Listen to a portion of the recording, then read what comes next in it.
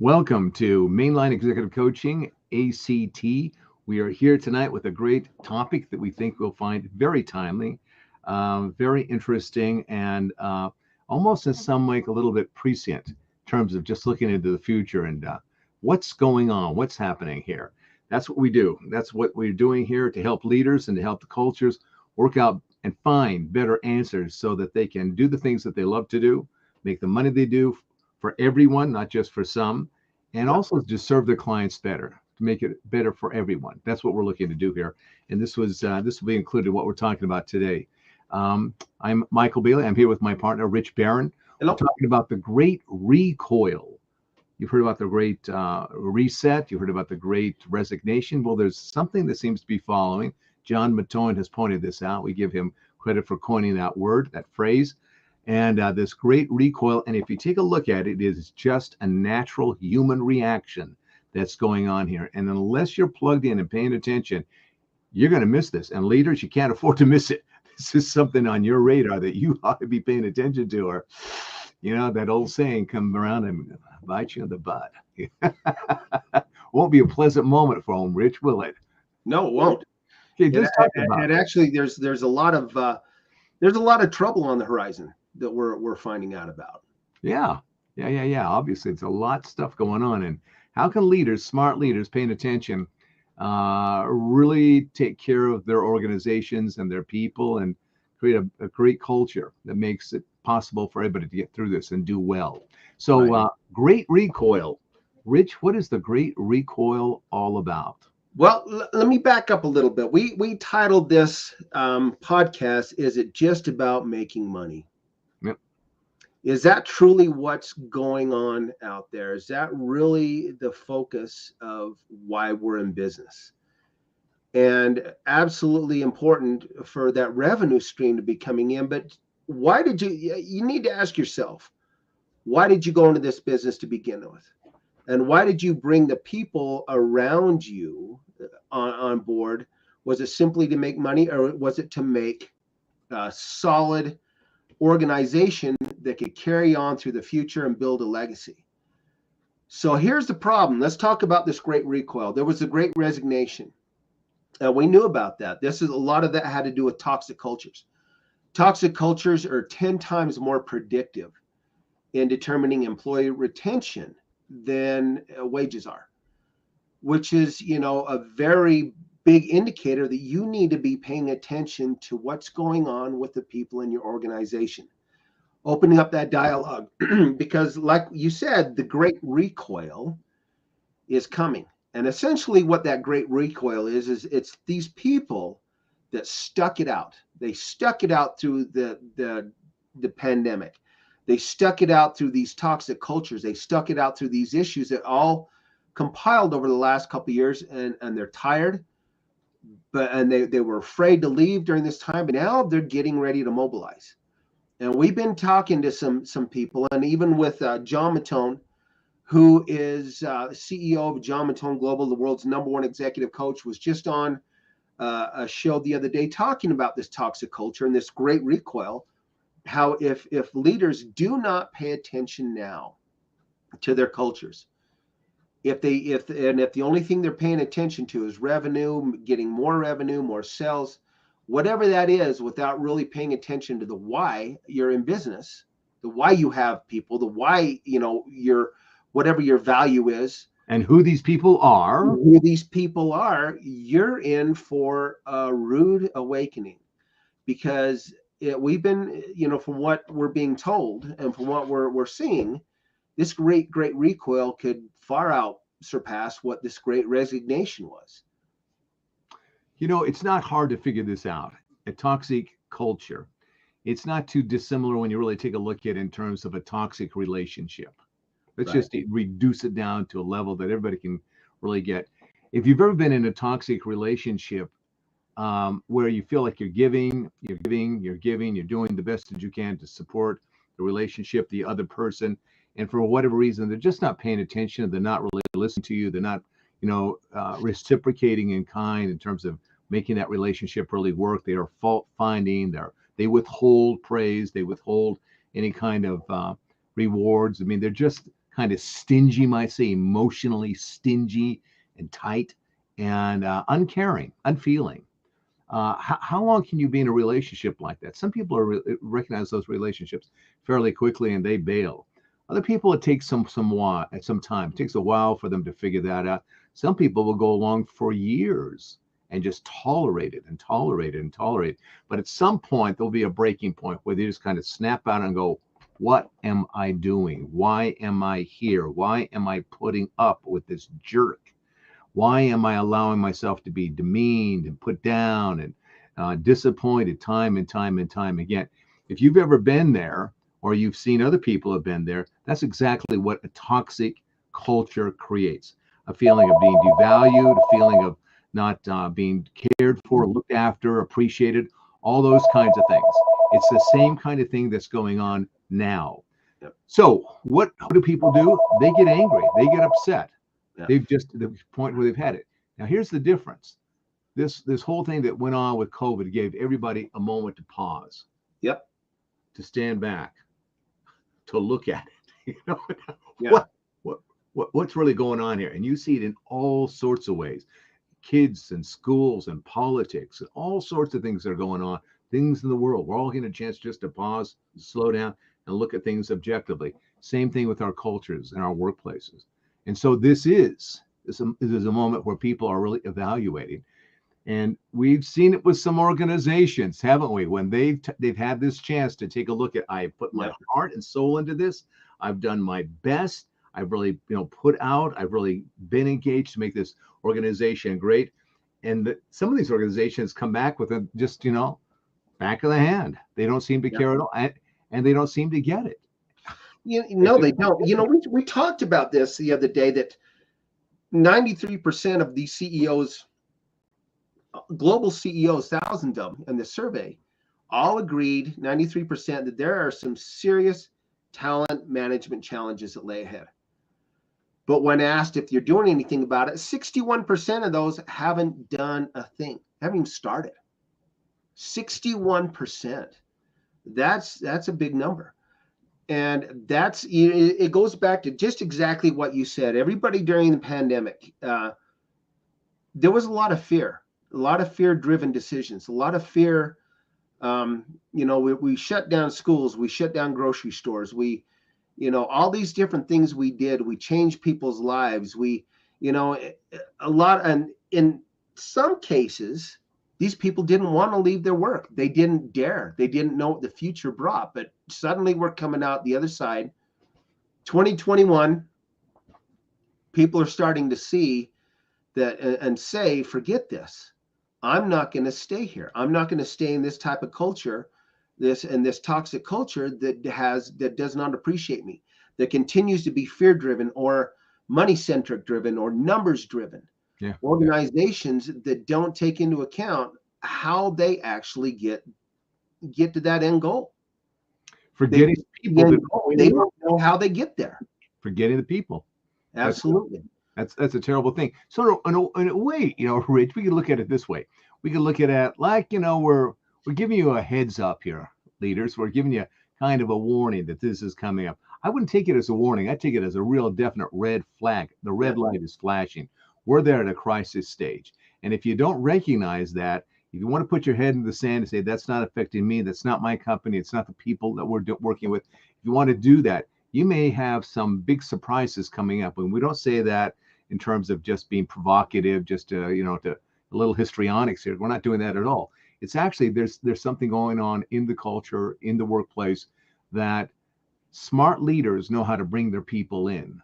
Smart leaders know how to connect with their people. Smart leaders know how to make that connection and make that contribution to their individual employees at all levels to help them see the value of not only what they do and what we are about here and how to get things done, but also that I'm glad you're here, because you're here and what you bring is your talents, your experiences, all these great things, your personality. It's that who you are and why you've come here that makes the big difference, because out of that creates the opportunity, really and truly here. It's a kind of interesting thing of compassion. Sounds weird, but it is compassion. that empathy too. That empathy. I'm glad Hardly. you're here. We're here together. Yeah. We're going through this together. I get it. So Which let's, creates trust, yeah, loyalty both ways, and it also creates a new kind of confidence in the organization because we know each other, we know what's going on here, we trust each other, we're working together. So it stops being about just politics, yeah, favoritism, just the select few. It really right. becomes about it. The principle here is if we succeed, we all succeed. All the water, the tide Yeah. raises all ships. I got to tell you this, an example of this, Maikel, and I think I've talked to you about it before, but I went in to visit this organization some time ago, and the person I was meeting with was the vice president of operations, okay, and a general manager for this organization. And so I went in with them, and it was really nice conference room. However, when I got there, I walked into the front office. Okay. This is always an indication. And I'll tell you what, anytime I walk into a company, we've done this before. I'll look at that front office. What does it look like? What do you have on your wall? What's the receptionist like? Is there a receptionist? And in this one I walked into, it was dark. There was no one there. There was kind of a janitor cart pushed off to the side of the front reception desk. Really nothing on the walls. And I'm thinking, I was asking myself, am I in the wrong place? Pretty soon someone came around the corner, said, hey, we'll come back and talk now. So they took me down this hallway and into this conference room, and it was a super nice conference room, really nice glass walls.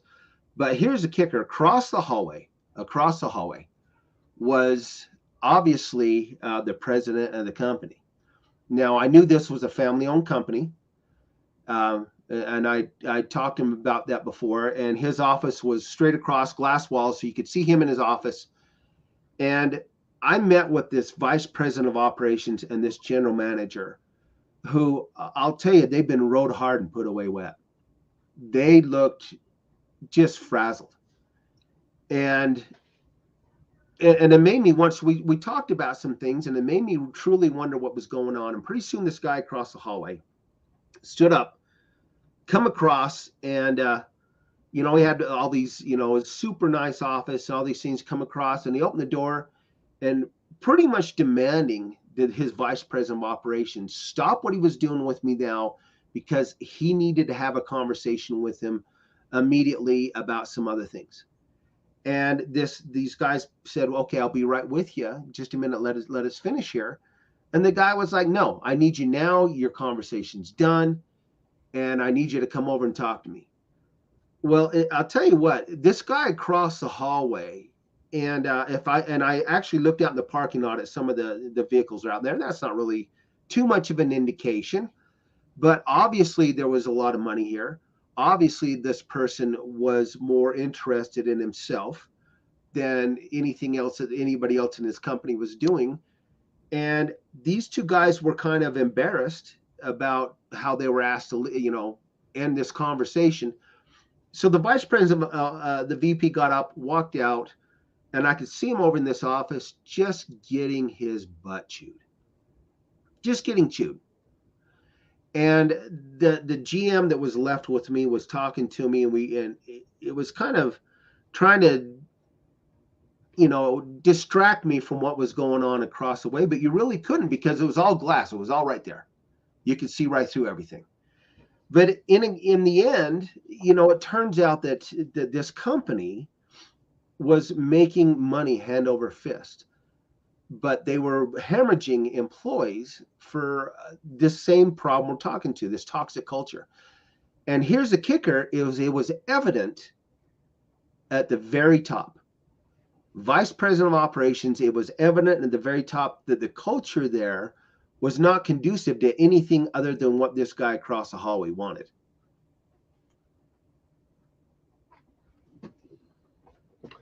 You bring up an interesting point, this idea of toxic culture. It's interesting. Most people, when they're hired into a new organization, they're pretty excited Yeah. about it. In fact, we know, looking at cultural surveys, that it's the people who have been there at a fairly short period of time, maybe 1 or 2 years, Yeah. sometimes maybe going to 5.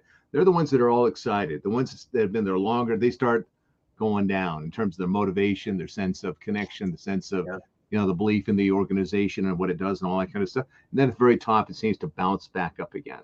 Yeah. It's an interesting thing. And I think there's something here about this idea of toxic culture. What does, and talent, Yeah. toxic culture and talent. What does toxic culture do to talent? I'll tell you what it does. Toxic culture poisons talent. Talent. Yeah. That's what it does. It poisons it.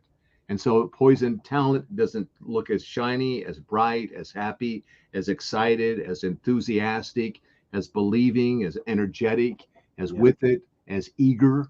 It doesn't have any of those senses of what we're all about, why I'm here, why I'm all about here, and who it is I am, the talents that I've got to bring to it. So, leaders, let's get real. It's time to get real here. And that is, you gave it a good example of what a toxic culture can look like, just looking at the physical situation.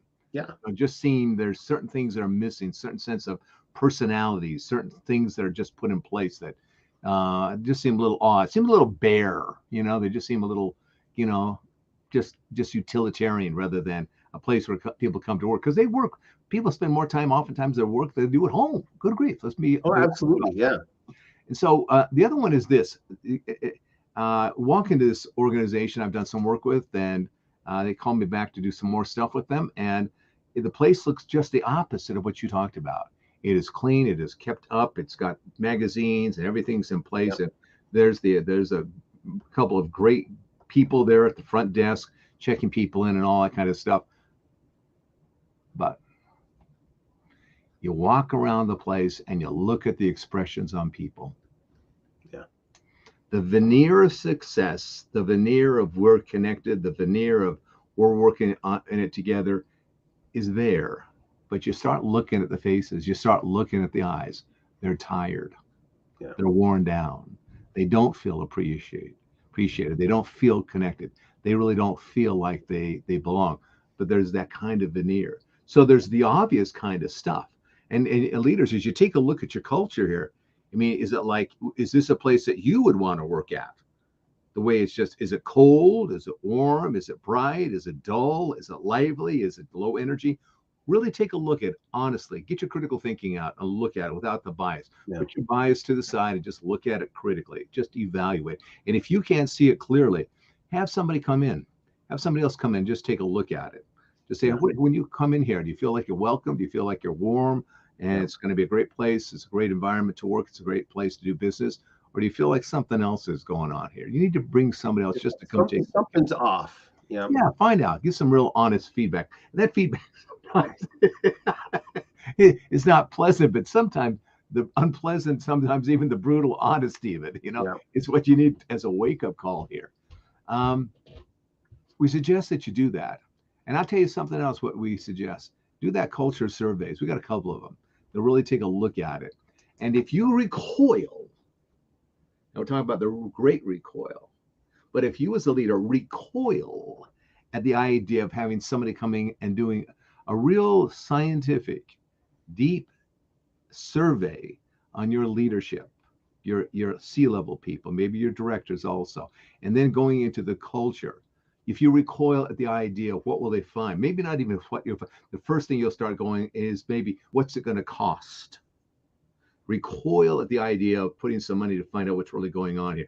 Recoil at the idea of what they may find out, what it is they may not understand about how things really work here. They're going to, whatever that thing is, you find yourself recoiling. That's probably a really good indicator. Yeah. This is what you should do. It's kind of like your wife or your spouse or your significant other coming to you, and it's kind of out of the blue. Yeah, I think I want to end this relationship.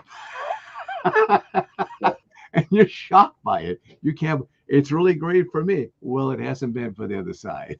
No. And here's my keys. I'll let myself out.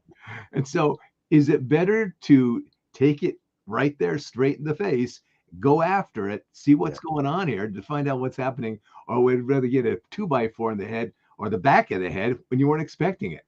Yeah. It takes, this is what we talk about. This is exactly what we talk about here. It's courage. Yes, This is absolutely. the courage and the ability to be and the willingness to be, not just willingness to be, but to actually do it, to go out there and be vulnerable, to be open, to be transparent, to be authentic, to be honest. Yeah. That's not an easy thing to do, but I'm going to tell you, sooner or later, it kind of comes around or comes around. What goes around comes around. And so this is maybe a good time to have a wake up call and get ahead of the stampede, right? Yep. Turning around and the stampede is bearing down on you, right? Because here's the kicker. Here's the kicker. If we want to break this down to the financial end, and you really want to talk about it, is it just about making money? Remember this, that it costs about a third of that person's salary to find their replacement. About a third, 33%. That's the national average. It can go up to 50%. At 50% for C-level people. It can be up to 50% for someone in executive positions. So it's cheaper. And I'll tell you what, for one C-level person, it's cheaper to do a cultural analysis. It's cheaper to do a seminar with your leadership to really determine, are you ready to do what it's going to take to turn your culture around, than what it's going to take to replace one executive leader in your organization. We sometimes get a little dubious about HR people. We know HR people really have their hearts in the right place and they work hard and they're really doing the best to to figure out what it needs to be done and to get the right people in there. But the fact of the matter, HR only hits about a third of the time. They struggle. Yes, and that's actual statistics. Yeah, that's actual statistics. And the reason, if that's going on in your organization, that's another clue. And that is, at some level, HR really doesn't get, you know what I mean? Not just intellectually, emotionally, but in their gut they don't really get what your company is all about. I mean, we talked about this before. When your kid's off doing something and you look at it and go, hey, there's something off about that kid. You see it, you know it, you feel it intrinsically. It's like, this is like, what now? You get Yep. that. You can see it a Yeah. mile away. That's the way it needs to be with everybody in your organization, that ability to see when somebody's off, when it's just not working, when something's not going right, especially with your C-level people, your directors, your HR people. Yep. If that's not going on there, then they don't really know, they don't really get your business. They don't really get it. And if that's the case, whose fault is that? No, Right. It's not your mom's fault. It's Yeah. It's your fault. It's your fault. It's your fault. Yeah. All right, let's wrap this up. So we're going to invite you once again, get a hold of us. Let's take a look at what may be going on. Maybe the very thing that you need at this point in time to have that wake-up call before the 2x4 to the back of the head. Things not looking right, feeling right, just something's off that is got to do something about. Better to find out now rather than be served the divorce papers when you're just not ready. And Yeah, she is. exactly right. Or he is, depending. All right, there we go. Okay. Once again, we have come to the end of another episode of Mainline Executive Coaching ACT. And we hope that you listen to us, you take our advice to heart, give us a call, and let's talk some more.